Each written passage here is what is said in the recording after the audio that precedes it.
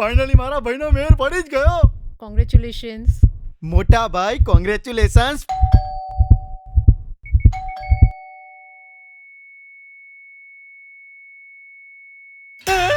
દરવાજો બંધ કરો. I love you, I love you, I love you so much. I love you two.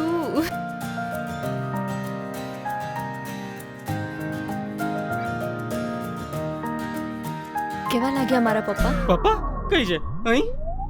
અને બાબા જરા તે અલગ જ પીચ પર બેટિંગ કરે છે યાર. પેલા પગે લાગે છે કે ઘૂંટણ લાગે છે? જોડું કઈ જામતું નથી હો મોટા ભાઈ. આવા તો આપણા સમાજમાં ગધેડે ગવાય છે. સંબંધો વડીલો નક્કી કરે એટલી ખબર નથી પડતી. લગન વહેલામ વહેલી તકે થઈ જવા જોઈએ. 100%. કોરોનાના વધતા જતા સંક્રમણને કારણે લગ્ન પ્રસંગે વર અને કન્યા પક્ષે મહત્તમ 50-50 લોકોને મંજૂરી આપતી ગાઈડલાઇન્સ બહાર પાડવામાં આવી છે. હવે અરે મારો એકનો એક દીકરો છે, ભલે ને 25-50 માણસ વધતા.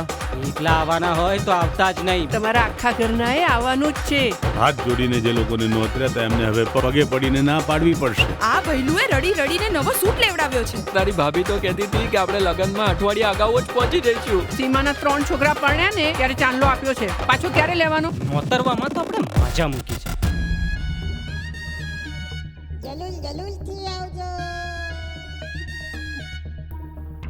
તારા લગનમાં મારો વરઘોડો કરવા નીકળ્યો છે હે? એ પેલા વરરાજાને ને છોકરીના બાપને બીજા રૂમમાં પૂરી દે. બીજો પ્લાન બનાવ બક્કા.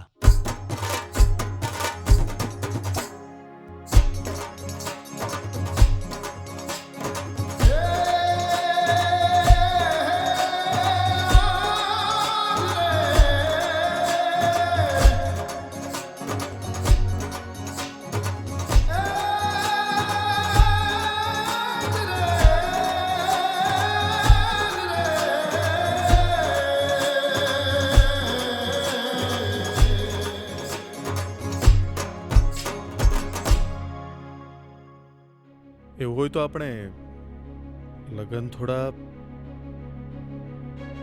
પાછળ. તું ગમે તે કર, લગન પોસ્ટપોન ના થવા દે. મારા કાકાના લગનમાં જલુલ જલુલથી આવજો.